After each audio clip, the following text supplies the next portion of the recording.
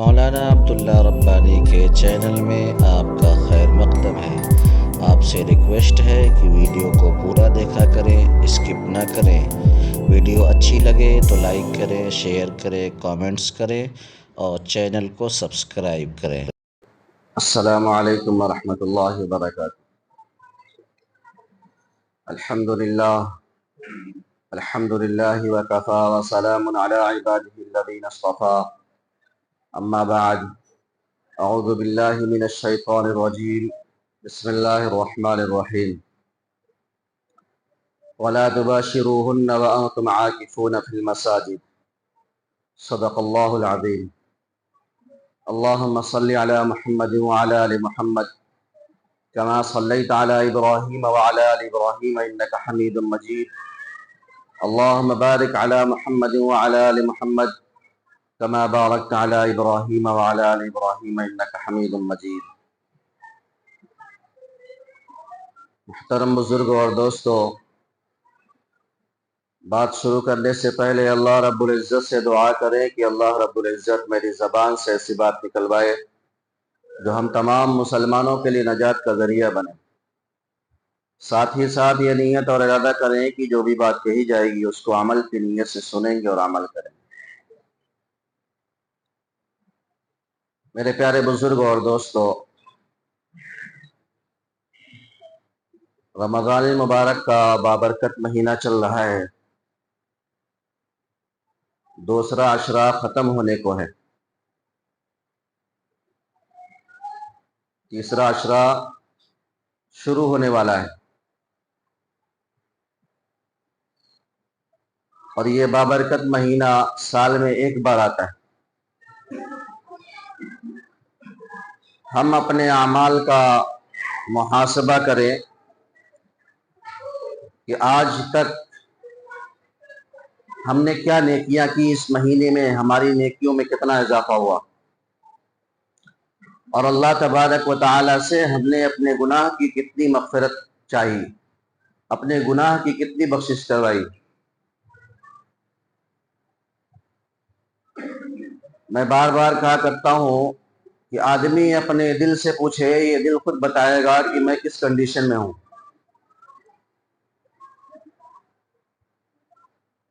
میرے گناہ کتنے ہیں، میرے ثواب کتنے ہیں، یہ خود بتا دے گا کہ آپ کس پوزیشن میں چل رہے ہیں۔ اللہ کو ناراض کرنے والا عمل کر رہا ہوں یا اللہ کو خوش کرنے والا عمل کر رہا ہوں؟ میں جو کام کر رہا ہوں وہ صحیح ہے یا غلط ہے، یہ دل خود بتائے گا۔ تو آج تک ہم اپنے اعمال کا محاسبہ کریں کہ ہم سے کہیں غفلت تو نہیں ہوئی، اگر ہو گئی تو ابھی جو دن بچے ہیں، جو ایام بچے ہیں رمضان کے، ہم اس میں اپنی غفلت کو صحیح کرنے کی کوشش کریں۔ اور اگر ہم سے یہ ایام اللہ کی یاد میں، اللہ کی عبادتوں میں اور اپنی مغفرت طلب کرنے میں یہ ایام گزرے ہیں جو پچھلے گزر چکے، تو اللہ تبارک و تعالیٰ کا ہم شکر ادا کریں، کیونکہ عبادتوں کی توفیق اللہ ہی کی طرف سے ہوتی ہے۔ عبادت بھی ایک نعمت ہے، اور نعمت کا شکر ادا کرنا ہمارے اوپر ضروری ہوتا ہے، اور نعمتوں کی شکر گزاری کرنے کا فائدہ یہ ہے کہ اللہ تبارک و تعالی ہماری نعمتوں میں اضافہ فرماتے ہیں۔ ہم کو تو یہ کام روزانہ کرنا چاہیے سونے سے پہلے کہ ہم نے صبح سے لے کر شام تک کیا عمل کیا ہے۔ اگر گناہ ہم سے ہوئے ہیں تو ہم معافی مانگ کر سویا کریں، کیونکہ یہ جو ہم سوتے ہیں اس کو چھوٹی موت بھی کہا جاتا ہے، اسی لیے اس کی دعا بھی وہی ہے، اللہم بسمک اموت و احیا، کہ اللہ میں تیرے ہی نام سے مرتا ہوں اور تیرے نام سے جیتا ہوں۔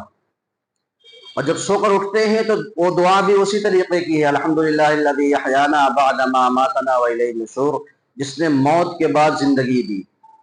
تمام تعریفیں اس اللہ کے لیے جس نے موت کے بعد زندگی دی، یعنی گویا جو ہم سو رہے تھے یہ ایک طرح کی موت تھی. موت کب آ جائے کوئی بھروسہ نہیں ہے. تو ہمیں روز اپنے اعمال کا محاسبہ، جس طریقے سے ہم اپنی دکان کا، اپنی جائیداد کا، ساری چیزوں کا حساب کتاب کرتے ہیں، اپنے اعمال کا بھی حساب کر کے پھر سویا کریں.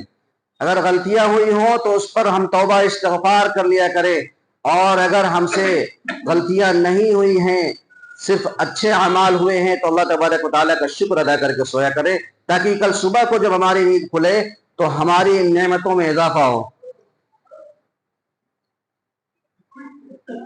میرے پیارے بزرگ اور دوستو، اس بابرکت مہینے میں بھی اگر ہماری مغفرت نہیں ہوئی تو ہم سے بڑا محروم کوئی نہیں ہو سکتا.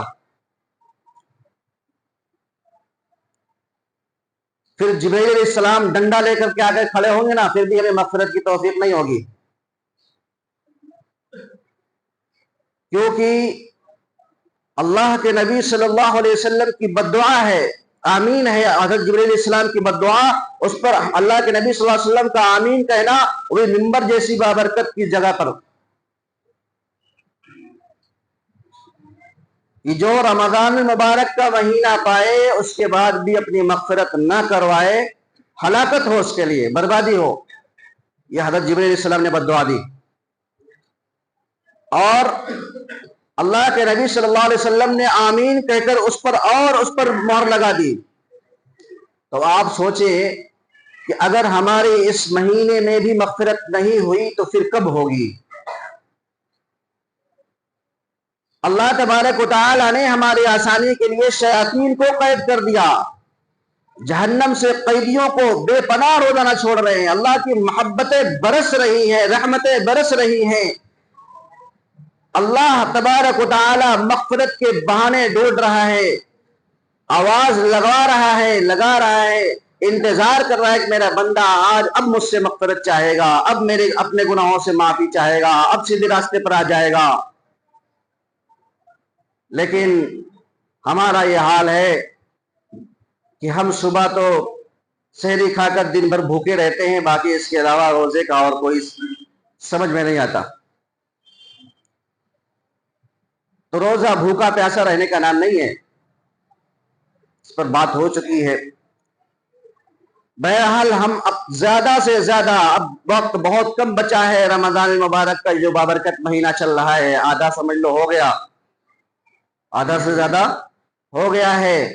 بس چند دن بچے ہیں، اب یہ ختم ہو جائیں گے. اب تو یہ شاپنگ میں، عید کی تیاری میں ساری ختم ہو جائے گا، پتہ بھی نہیں چلے گا. ابھی 2-3 دن کے بعد انشاءاللہ تراویح میں قرآن مکمل ہوگا. اس کے بعد پھر ہمارے ایمان کا پتہ چلنا شروع ہو جائے گا کہ ہمارا ایمان کس لیول پر. آج ہم نے ایمان کو، عبادتوں کو میرے پیارے بزرگ اور دوستوں کچھ دنوں کے لیے خاص کر دیا ہے. اللہ تبارک و تعالی نے ہمیں صرف کچھ خاص دنوں کی عبادت کرنے کے لیے نہیں پیدا کیا تھا. یہ کچھ خاص دن اللہ تبارک و تعالی نے ہمیں اس لیے دیے تھے کہ ہم سے اور ایام میں جو غلطیاں کوتاہیاں اگر بھول چوک سے ہو گئی ہیں تو ہم ان ایام میں اپنی مغفرت کروا لیں، اللہ تبارک و تعالیٰ کو راضی کر لیں. ایک چاند سے ایک موقع ہے. ایسا نہیں ہے کہ صرف بس ایک بار ہم رمضان میں عبادت کر لیں، سال بھر آرام سے سوئیں، بس سرٹیفکیٹ مل جائے گا.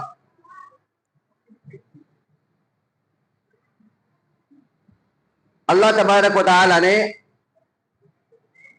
رمضان میں بہت ساری عبادتیں کو اس میں رکھا ہے. خاص طور سے شب قدر ہے، اعتکاف ہے، تراویح کی نماز ہے، سحری ہے.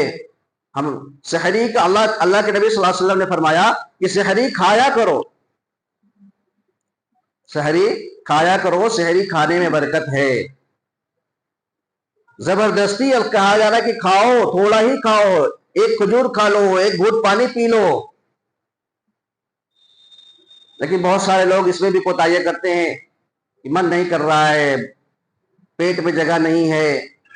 لیکن اس کے باوجود حدیث کیا کہہ رہی ہے کہ ذرا سا بھی گنجائش نہیں ہو پھر بھی ایک گھونٹ پانی ہی پی لو، لیکن پیو، یہ ثواب کی چیز ہے. برکت والی چیز ہے. ہم کو کیا چاہیے؟ برکت ہی تو چاہیے. اتنا بابرکت کھانا ہمیں بار بار نصیب نہیں ہوگا، تو ہم سحری ضرور کھایا کریں. تو رحمت کا عشرہ گزرنے والا ہے، مغفرت کا عشرہ شروع ہونے والا ہے، اور اس عشرے میں ایک عبادت ہوتی ہے اعتکاف. میرے پیارے بزرگ اور دوستو، جیسا کہ پچھلے جمعہ میں بھی بتایا گیا تھا کہ شب قدر خاص طور سے زیادہ تر احتمال یہ ہوتا ہے کہ عشرے اخیرہ میں، یعنی اخیر عشرے میں پائی جاتی ہے. ویسے تو حدیث میں بہت سارے اقوال ہیں کہ پورے رمضان میں شب قدر ہوتی ہے، کہ کچھ حدیثوں میں آیا ہے کہ پورے سال میں ہوتی ہے، لیکن زیادہ تر احتمال، زیادہ تر یہی ہے کہ آخری جو عشرہ ہے اس عشرے میں شب قدر کو زیادہ پایا گیا ہے. اس آخری عشرے میں بھی 21، 23، 25، 27 اور 29 رات، یعنی طاق راتوں کو. تو یہ شب قدر کو حاصل کرنے کا سب سے اچھا موقع ہے کہ ہم دنیا سے اپنے آپ کو فارغ کر کے 10 دن اللہ کے دربار میں حاضر ہو جائیں کہ اے اللہ، میں تو اب یہاں سے بخشش کرا کر ہی جاؤں گا. جب تک نہیں معاف کرے گا میں یہاں سے نہیں ہٹوں گا. اللہ تبارک و تعالیٰ کو بہت پیار آتا ہے کہ دیکھو، یہ اپنی ساری مشغولیات کو عید جیسے اہم تہوار، اس کو بھی اس نے اہمیت نہیں دی کہ سب لوگ شاپنگ پہ لگے ہوئے ہیں، اپنے بال بچوں کے کپڑے میں لگے ہوئے ہیں، لیکن یہ ساری چیزوں کو چھوڑ کر کے یہ 10 دن میرے دربار میں آیا ہے اپنی مغفرت چاہنے کے لیے. تو میں کیسے گوارا نہ کروں کہ میں اس کی مغفرت نہ کروں؟ مجھے یہ گوارا ہو ہی نہیں سکتا. اللہ تبارک و تعالیٰ ضرور مغفرت فرمائیں گے. تو ہم اعتکاف کا ضرور اہتمام کریں. اب اعتکاف سمجھ لیں، اعتکاف 3 طرح کا ہوتا ہے. ایک سنت ہوتا ہے، ایک مستحب ہے، ایک واجب ہے. جو یہ اخیر عشرے کا اعتکاف ہوتا ہے، یہ سنت علی الکفایہ ہے. یعنی پورے محلے سے اگر کوئی اعتکاف میں نہیں بیٹھا تو سارے محلے والے اس کے ذمہ دار ہوں گے، گنہگار ہوں گے. ایک آدمی بھی بیٹھ گیا تو سارے لوگوں کا حق ادا کر دیا. دیکھیے، حق ادا کرنا الگ چیز ہوتا ہے. اب اس کا مطلب یہ نہیں ہے کہ وہ آدمی بیٹھا ہے تو سارا ثواب ہم کو بھی دے دے گا، ایسا نہیں ہے. اگر کوئی آدمی یہاں بیٹھ گیا اعتکاف میں تو وہ ہم کو گناہ، ہماری جو ذمہ داری تھی اس سے ہم کو بری ذمہ کر دیا، لیکن اس کے جو ثواب ہیں، وہ جو اپنے گناہوں کو معافی چاہے گا، وہ ساری چیزوں میں ہمارا حصہ نہیں لگے گا. اس کے لیے تو ہم کو خود آنا پڑے گا.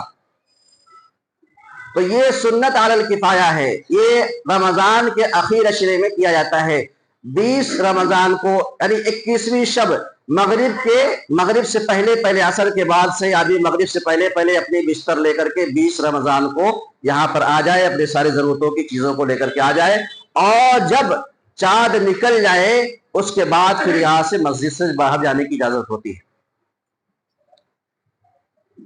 ایک ہوتا ہے مستحب، کہ آدمی کے پاس وقت نہیں ہے اعتکاف کرنے کا، تو جب بھی مسجد میں آ رہا ہے، مسجد میں داخل ہو تو مسجد میں داخل ہونے کے بعد اعتکاف کی نیت کر لے کہ میں جب تک یہاں پر ٹھہرا ہوں تب تک میرا اعتکاف. اور یہ ضرور کرنا چاہیے. اس کو بولتے ہیں مستحب.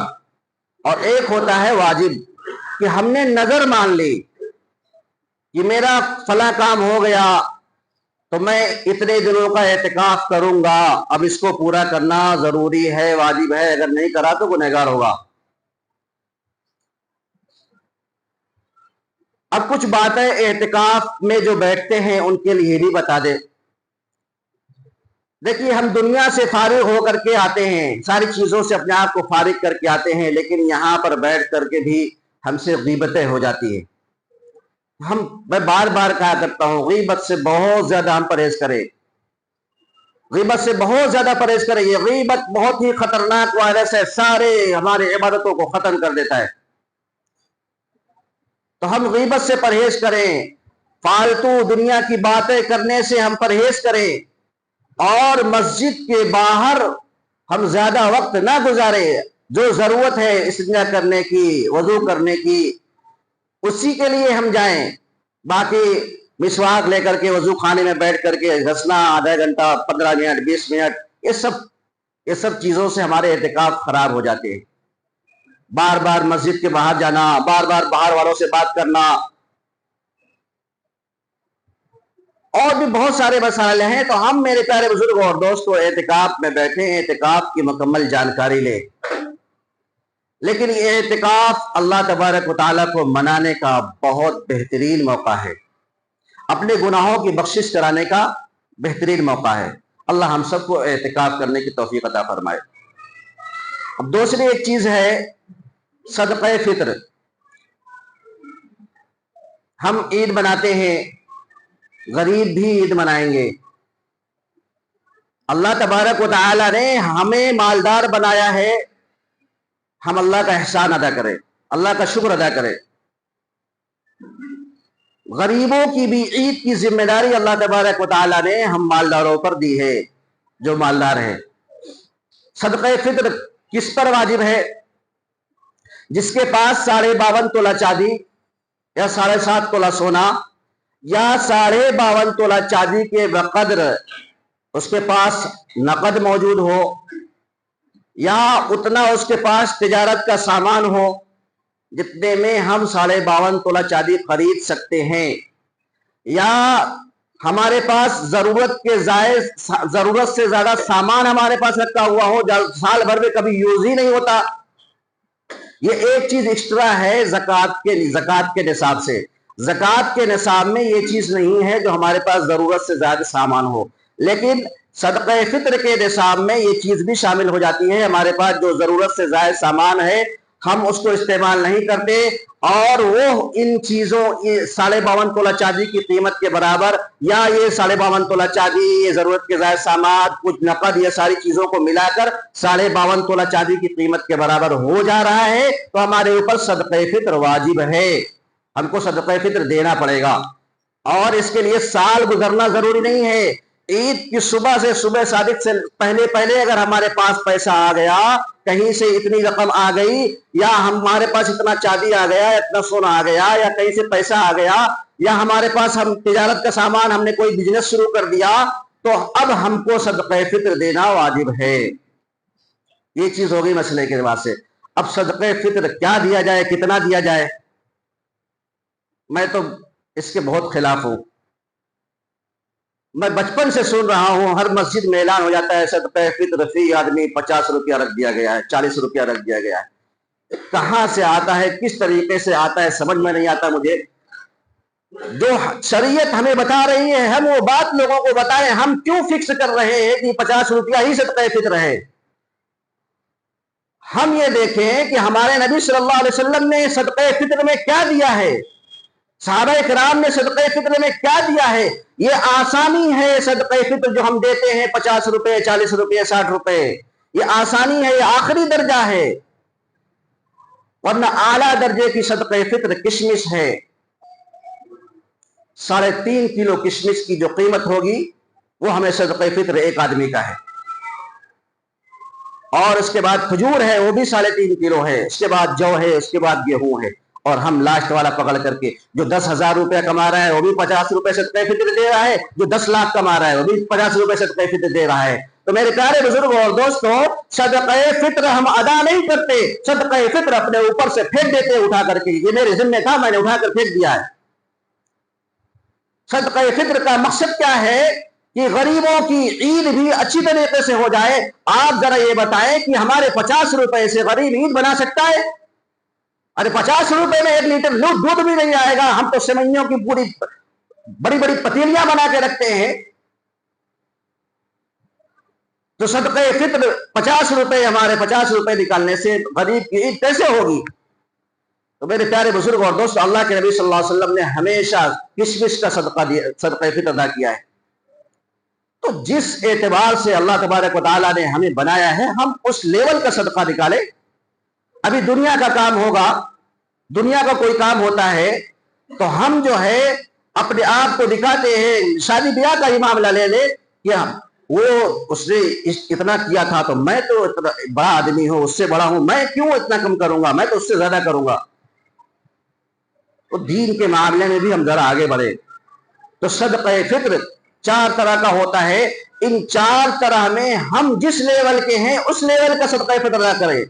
اور ایک چیز اور دھیان دیں, کچھ لوگ باہر ہوتے ہیں, سعودی ہوتے ہیں, دبئی ہوتے ہیں, لندن امریکہ ہوتے ہیں, وہ کیا کرتے ہیں, یہ صدقہ فطر یہاں انڈیا میں نکلوا دیتے ہیں. ادا تو ہو جائے گا, لیکن یہ بتاؤ ہم کھا رہے ہیں وہاں روزانہ 50 ریال 100 ریال کا خرچ ہم کر رہے ہیں اور صدقہ فطر انڈیا کا 50 روپیہ نکال رہے ہیں. یہ صحیح بات ہے؟ کھا رہے ہیں ریال اور صدقہ فطر نکال رہے ہیں روپیہ.